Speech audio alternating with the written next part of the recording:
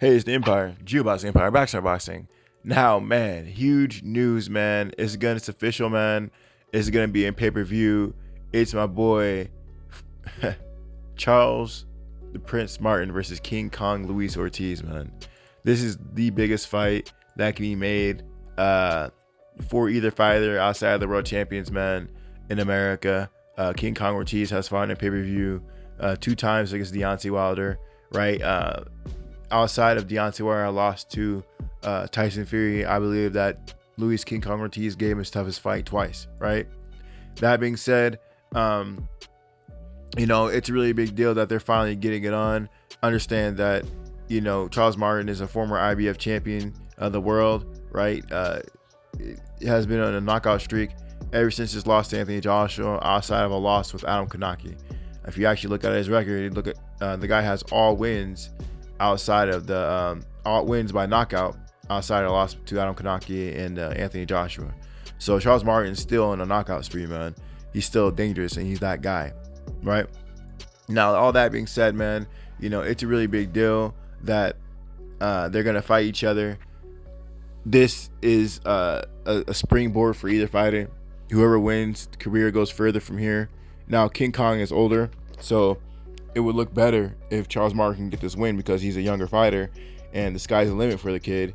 But Charles Martin, ever since, the loss with Anthony Joshua, he's been out of the public consciousness, man. And this win can catapult him.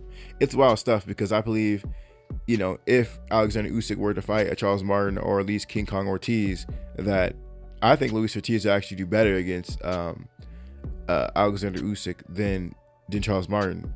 But I'd favor Charles Martin to beat King Kong Ortiz. Wild stuff. I think that Charles Martin is just, he hits too hard, and I'm not too sure about Ortiz's chin after the 2 knockouts by Deontay Wilder. But a thinking man's game, our boxing game against a big, strong Luis King Kong Ortiz. He's really aggressive and he can throw a lot of shots. I never really seen Ortiz gas out like that. So, I think that would be a good chess match between a Cuban and elite level Ukrainian fighter in Alexander Usyk. This would be the highest IQ test that he can fight, in my opinion, at heavyweight division at the highest level, because Ortiz is proven, right? Outside of Frank Sanchez, I think those are the 2 highest IQ fighters in the heavyweight division. Even better. Yes, I'm gonna say even better than Tyson Fury, right? I think Tyson Fury at this point in his career has went into a more aggressive, crunk style fighting style, which is not really based on IQ. It's based on wilting your opponent and using your size to your advantage, right? More an aggressive style, like an inside brawler, like an inside fighter type person, right? It's not really based on boxing and movement. It's more on imposing yourself on a guy, right? So all that being said, I do want to see Usyk challenge more on the IQ side of things against a big, strong fighter at heavyweight, So, but anyway, man, this King Kong Ortiz versus Charles Martin fight is a big fight, man. The undercard is stacked. You got Frank Sanchez versus Carlos Negron. You got Gerald Washington versus Ali Green, Demirizin, and you got Victor Faust versus Iago Clouds, and Johnny Rice versus Michael Coffey, man.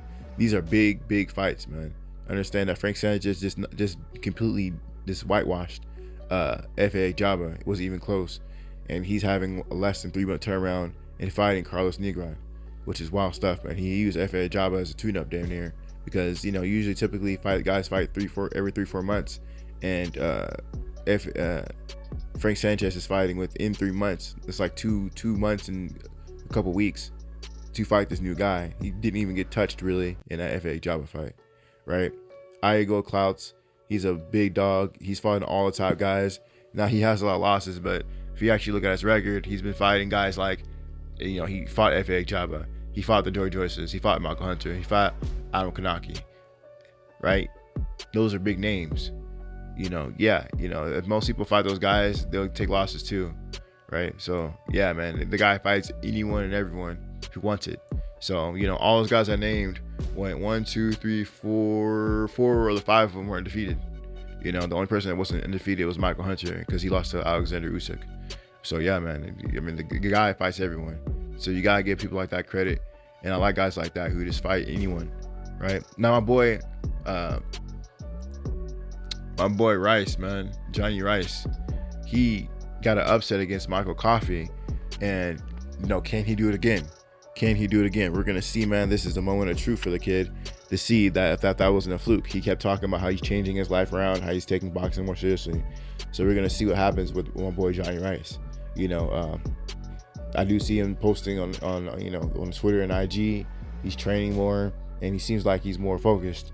But only thing I can really tell is being in the ring itself. Michael Coffey, he's got to be mad about that L, and hopefully he can redeem himself. We're gonna see what happens, man. But yeah, this card is stacked, man. This is actually a good card, a heavyweight good card, and this is Al Heyman's doing everything right, man. He's having these heavyweights all fight in one card, and that's just how you do it, man. A lot of people say that this shouldn't be in pay-per-view, but you know what they say, man. If no market is there, you got to make a market, and let's just keep it a buck, man. No one in America is really pushing heavyweights as a premier anything, so you gotta literally make a market whole cloth for these top dogs, and start making these guys fight on pay-per-view outside the champion, so they can become a big name, right? So Charles Martin, man, he definitely deserves it. Luis King Kong Ortiz as well. He's had multiple shots at the title shot in Luis King Kong Ortiz. Charles Martin, hopefully he fights somebody, and hopefully it can be a champion, a champ. Maybe Tyson Fury, maybe Alexander Usyk. He should be a mandatory for the IBF soon. That being Alexander Usyk for his mandatory. But Alexander Usyk has to get past Anthony Joshua, so we're going to see how that goes. Nobody likes seeing rematches that in the past, but who knows, man. After Anthony Joshua got dropped and stopped by Andy Ruiz and almost stopped by Alexander Usyk, I still believe to this day that stoppage with Charles Martin and Anthony Joshua was way too soon, and we don't know what could have happened in that fight. Like I said earlier, if you look at Charles Martin's record, it's all by knockout, and that stoppage was way too soon because Charles Martin's a knockout artist. So, that being said, man, maybe a rematch for Anthony Joshua and Charles Martin is needed to really settle it, man. Now that these fighters got losses, Anthony Joshua, if you look at his losses compared to his losses, and Charles Martin lost to Anthony Joshua and Adam Konaki. Adam Konaki, he was a big dog. He was a good fighter, and Anthony Joshua lost to Andy Ruiz, a fat guy just like Adam Konaki, and Alexander Usyk. So if you look at it, man, their losses are similar. Especially being that Andy Ruiz basically almost lost his last fight with Chris Arella. But, Adam Konaki did just get stopped by Robert Helenius as well. So, I think their losses are similar, in my opinion, because,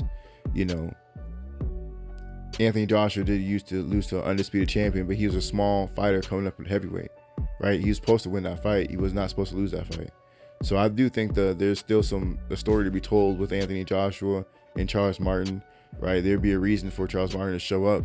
There'd be some kind of story there.